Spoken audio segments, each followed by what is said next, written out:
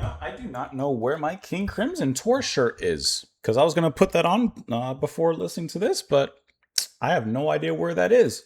Hello, everyone. Welcome on back. Hope you are doing well, having a phenomenal day out there. I appreciate you stopping on by, coming on in. Today, we got a little bit of some beat here. We have beat featuring quite a lineup of musicians. We're going to be listening to them taking care of the track Neal and Jack and Me, which of course King Crimson performed originally, and we've listened to that track.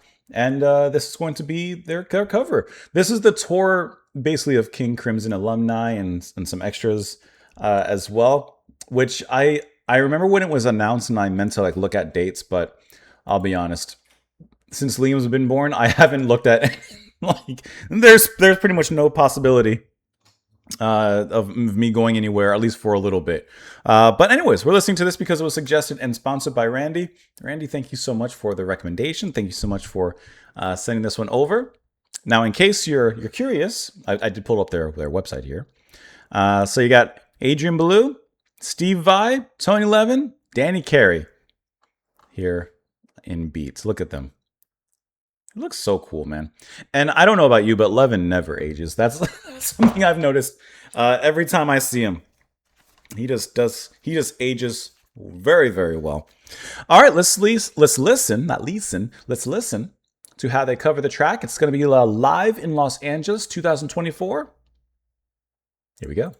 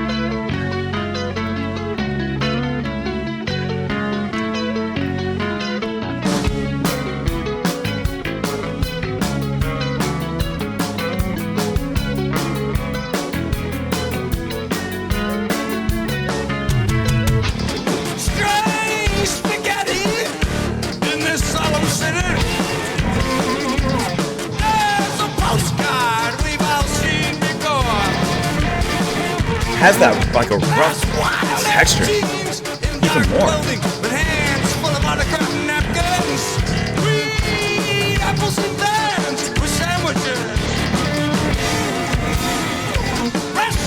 It sounds even heavier. Hurry up and wait, hurry up and wait, hurry up and wait for the action keys that lead to new stuff and envelopes. Woo! It sounds even more like chaotic.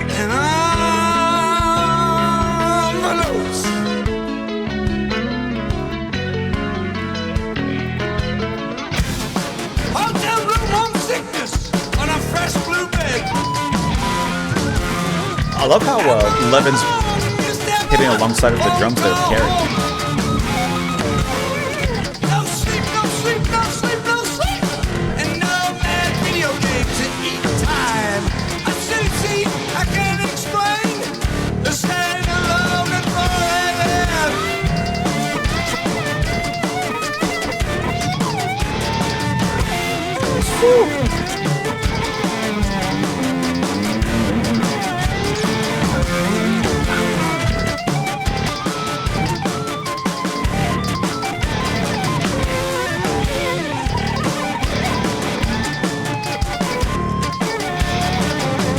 And that palm mute.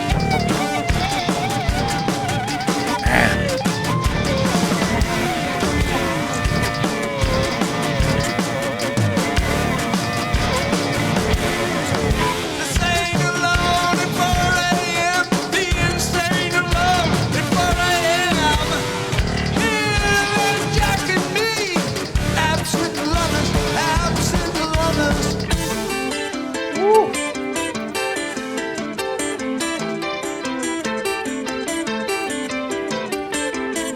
That is wonderfully chaotic.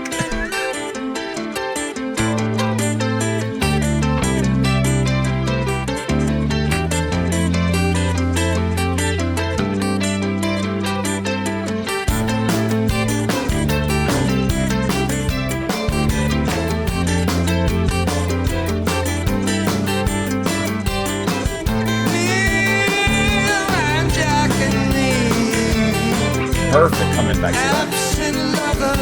Absent lovers, Neal and Jack and me.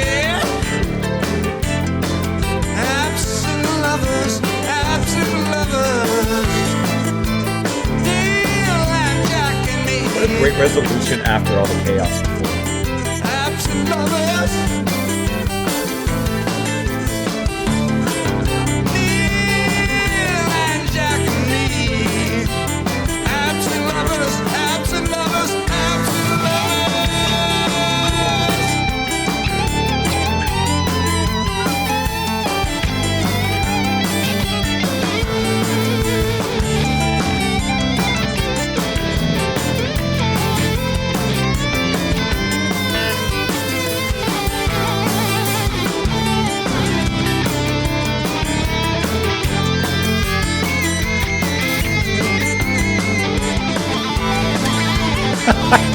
That is great.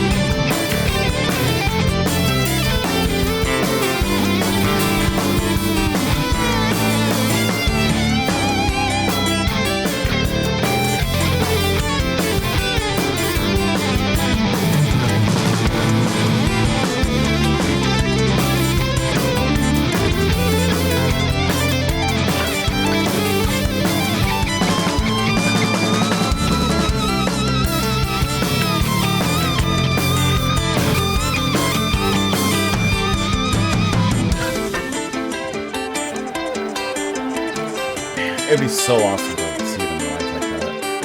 Neal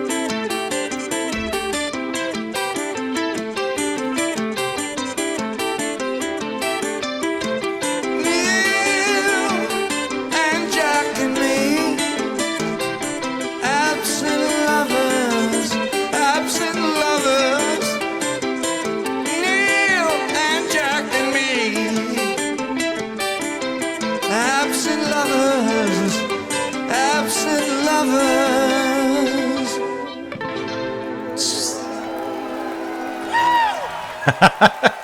That is a fantastic performance. That is a great cover or a great rendition from them. Obviously very, very truthful and faithful to the original. But can I tell you, like it sounded a lot heavier. There's something about not only the guitars, but the kind of the drumming as well, I would say, from Carey that just gives it like a heavier sound. I think that it's because of, I mean, you have Vi over here alongside, obviously, with Blue on guitar. And I feel like Vi adds this intensity. He adds this speed and violence to the track that I think it just digs into the dirt of the song in a different way. You know, obviously, the original is fantastic. I really enjoy the original. But, like, you know, when you have different musicians covering a song, they're going to bring a part of their own style, a part of their own handiwork into the song. So I think that he does a fantastic job of, you know, even though I'm not overly familiar with Vi, but like bringing that particular kind of ferocity into the song and letting it loose, because it feels like he's letting it loose in this particular track. I also really like how Carey plays drums here.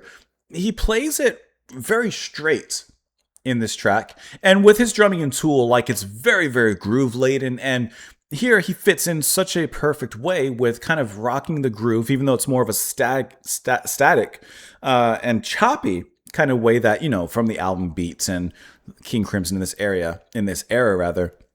They have their own very particular kind of groove that they play. And I just really like how he fits into the puzzle pieces here. And he still lets off a few, we'll call them Careyisms, you know, the way that he drums. He still lets off a few of those, especially in the fills every once in a while. But he plays it very, very faithful to the original while also adding in some little flares. There's some parts where he's playing the toms, and I feel like there's a specific tom or something that he's playing that almost has this near V drum kind of sound. It's not, but it has a tone that's somewhat similar. I like how he uses that just a couple of times there in the track. in this one, which make it really fun. Blue sounds great.